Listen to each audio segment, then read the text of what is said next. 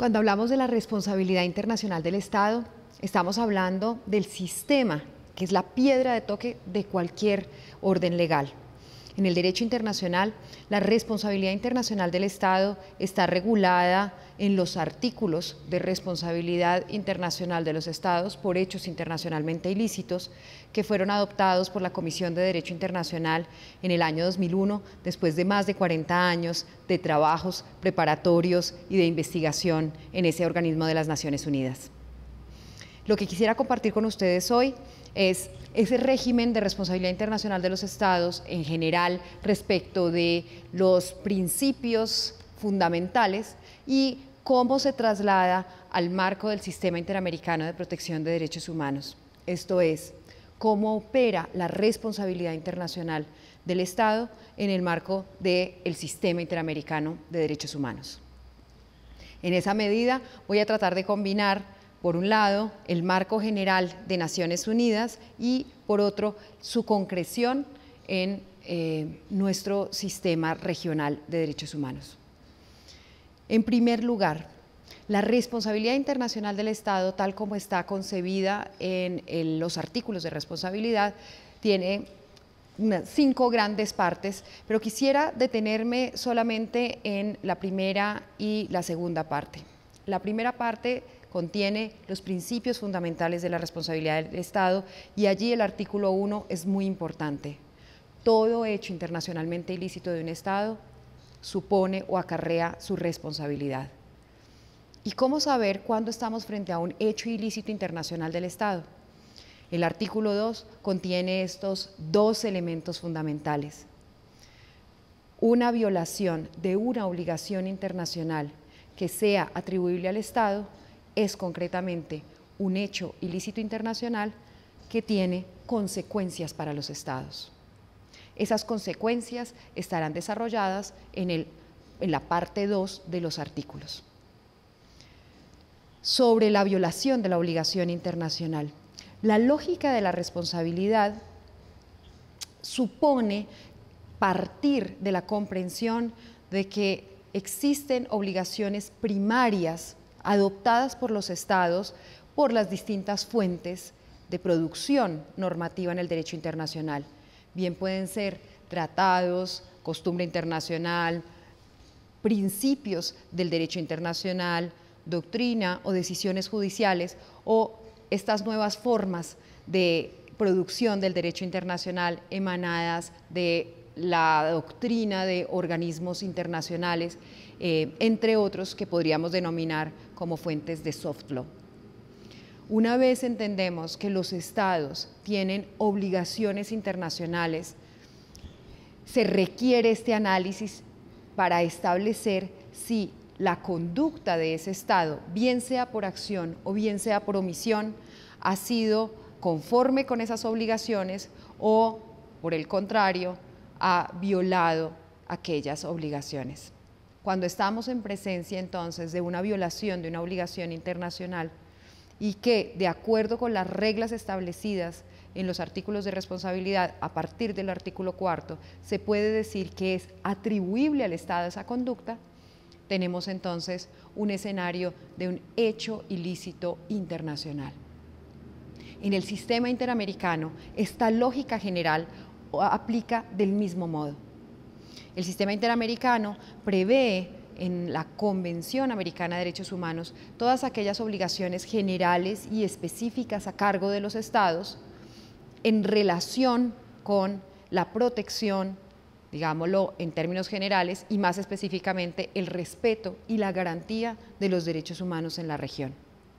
Estas obligaciones de la Convención Americana están, digamos, clasificadas del siguiente modo. En los artículos 1 y 2 tenemos las obligaciones generales que permean, que permiten además entender toda la lógica de la Convención Americana. Y por otro lado, las obligaciones más específicas contenidas en la primera parte de la Convención, que vendría a ser el reconocimiento de derechos humanos puntuales en favor de todos los habitantes de la región. Entre los artículos 3 al 26 tenemos esa denominación específica de Derechos Humanos. Con relación a las obligaciones generales, la jurisprudencia de la Corte Interamericana ha sido abundante a la hora de determinar el contenido de las obligaciones generales a cargo de los estados conforme a la Convención Americana. Esto es bien especial porque no tiene paralelo ni en el sistema europeo ni en el sistema africano. La Convención Americana de Derechos Humanos prevé específicamente en el artículo 1.1 que los estados están obligados a respetar, esto es una obligación negativa de no infringir todos los derechos contenidos en la Convención, y dos, a garantizar esos derechos. Garantizar en el alcance que ha dado la Corte Interamericana a esta obligación implica a cargo de los estados las obligaciones o los deberes específicos de prevenir aquellas violaciones, dos, sancionar, investigar y sancionar aquellas violaciones cuando se presentaren, y tres, reparar a las víctimas de cualquier abuso en materia de derechos humanos. Con esta lógica, la Corte Interamericana ha entendido el alcance del artículo 1.1. En relación con el artículo 2, que consiste básicamente en una concreción de un principio internacional que es el principio de efectividad de las normas internacionales, se prevé que los estados adopten las disposiciones de derecho interno necesarias para que haya una congruencia entre las obligaciones internacionales y el sistema jurídico nacional. En esa medida, la Corte Interamericana de Derechos Humanos ha entendido que, de acuerdo con el artículo 2, los estados están obligados a adoptar medidas de toda índole, no solamente legislativas, sino también administrativas, políticas públicas, prácticas, que sean congruentes con aquellas obligaciones establecidas en la Convención Americana. Por otra parte, los artículos 3, que inicia con el derecho al reconocimiento a la personalidad jurídica y que continúa de allí hasta el artículo 26, que reconoce la obligación de no regresividad en materia de derechos económicos, sociales y culturales. Entonces, identifica concretamente los derechos reconocidos en el marco del sistema interamericano. La dinámica del sistema supone entonces que cuando quiera que un Estado viole o se alegue que ha violado alguna de estas obligaciones, se pueda recurrir al sistema interamericano para reclamar la responsabilidad de ese Estado. ¿Qué significa reclamar la responsabilidad del Estado? Supone entonces alegar que el Estado no ha cumplido con las obligaciones a las que se había comprometido y, por otro lado, que ese Estado tiene unas obligaciones secundarias, es decir, derivadas de estas obligaciones primarias contenidas en la Convención Americana. Se trata, pues, uno, de que el Estado debe continuar con el cumplimiento de aquellas obligaciones que son, digámoslo así, de tracto sucesivo o continuadas, y el hecho de que haya violado una de estas obligaciones no supone eximirle de su cumplimiento futuro. Segundo, en el artículo 30, en los literales A y B, está contenida la obligación de cesar la violación, los actos violatorios o las conductas contrarias a la obligación, y además, cuando esto sea necesario, ofrecer garantías de no repetición, es decir, unas medidas específicas que aseguren que en el futuro, de manera preventiva, no se van a volver a generar las mismas violaciones. Finalmente, el artículo 31 contiene la obligación de reparar. El alcance de la obligación de reparar en los artículos generales contiene tanto las medidas de indemnización como medidas también de restitución y de satisfacción. Ese marco general de los artículos de responsabilidad tiene una concreción muy importante en el sistema interamericano de derechos humanos. En relación con las consecuencias, decíamos entonces que son prácticamente las mismas. Las consecuencias del régimen general que tienen una expresión concreta en el marco del sistema interamericano. Me gustaría referirme especialmente a esa obligación de reparar contenida en el artículo 63.1 de la Convención Americana de Derechos Humanos, que su lectura muestra básicamente cuando la Corte haya encontrado o haya declarado que se ha cometido un hecho ilícito, ella dispondrá el goce de ese derecho respecto de las víctimas y además podrá ordenar una reparación y eventualmente una justa indemnización. Ese texto, más o menos literal que acabo de mencionar ha tenido un desarrollo jurisprudencial muy enriquecido con la jurisprudencia desde el año de 1988, con el primer caso, Velázquez Rodríguez contra Honduras. En ese caso se sentó todo el marco general de la responsabilidad y las consecuencias de aquella declaración de responsabilidad de un Estado. Sin embargo, para ese momento, el concepto de reparación se mantuvo todavía muy alineado con aquellos desarrollos existentes del derecho civil. Es decir, las reparaciones estuvieron fundamentalmente concentradas en la modalidad de la compensación o de la indemnización económica a las víctimas. Pero esa jurisprudencia ha ido evolucionando de una manera muy contundente. En el año de 1993, con el caso Alobutú contra Surinam, la Corte declaró por primera vez una medida distinta de reparación a las formas de indemnización más clásicas. Ordenó al Estado que se creara una escuela para aquella población que había sufrido graves abusos por parte de agentes públicos. Posterior al 93, en 1998, encontramos un caso hito también en el sistema, Loaiza Tamayo contra Perú.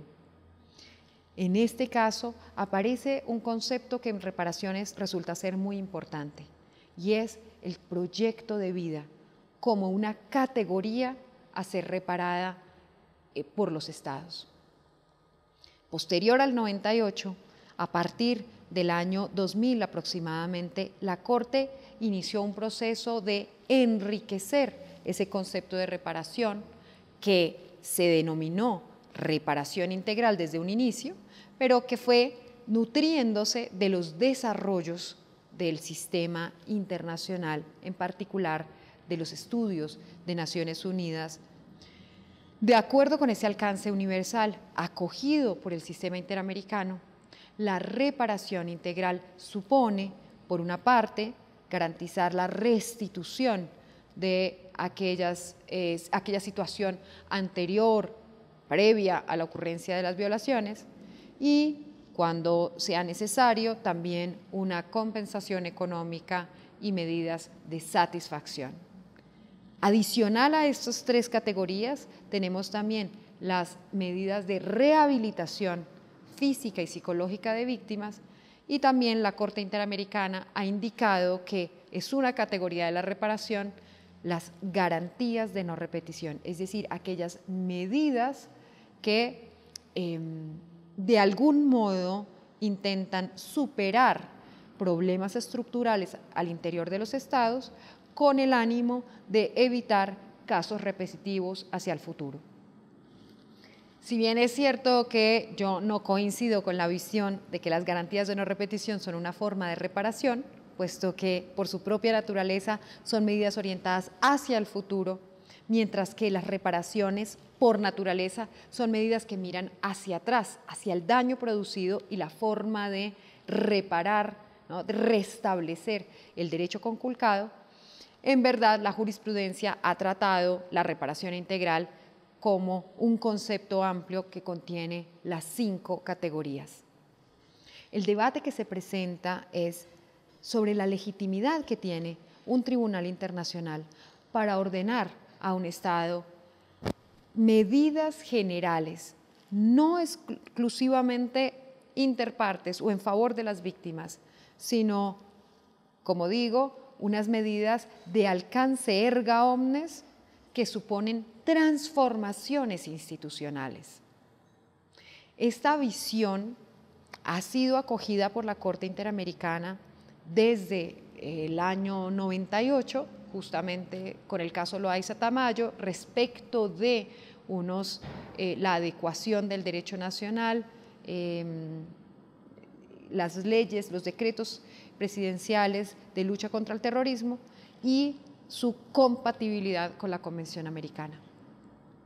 La discusión es si efectivamente, a partir de un caso particular, la Corte tiene legitimidad para ordenar estas medidas de alcance general. Tanto por el desarrollo jurisprudencial como por lo que buena parte de la doctrina ha entendido, las garantías de no repetición son justamente una de las herramientas más importantes de un sistema internacional de protección de derechos humanos. Por el principio de subsidiariedad, un sistema como el interamericano no está llamado a resolver todas y cada una de las situaciones de violaciones de los derechos humanos de los millones de latinoamericanos. Está llamado a resolver casos concretos, pero que dejen lecciones generales. Casos concretos en los que se identifiquen problemas estructurales que puedan ser revertidos, superados por el propio Estado a partir de una interpretación de la Convención que hace la Corte Interamericana en un caso específico. Es verdad que estas medidas tienen sus riesgos. El lado positivo de las garantías de no repetición es que estamos trabajando tras mejorar, superar problemas estructurales. Los riesgos de las garantías de no repetición es que en situaciones o en casos concretos en donde no sea tan evidente un problema estructural, la Corte pueda llegar a estar invadiendo el margen de apreciación que tendría un Estado para adecuar su derecho nacional a los compromisos internacionales. En esa medida, esta idea de margen nacional de apreciación, que no ha sido muy acogida por la Corte Interamericana, en todo caso juega un papel importante. Es una forma de expresión del principio de subsidiariedad que nos permite articular, por un lado, la necesidad de protección de los derechos humanos como una obligación además de carácter internacional y por otro, la capacidad del propio Estado, digamos, en su contexto particular, plano nacional, plano internacional, de manera que haya una especie de interacción armónica entre las dos esferas. Las garantías de no repetición, junto con todas las otras medidas de reparación ordenadas en los casos particulares, buscan dejar lecciones que, por un lado, restablezcan, por supuesto, los derechos de las víctimas concretas, pero por otro, prevengan que haya más víctimas de violaciones, especialmente las más graves en el sistema interamericano.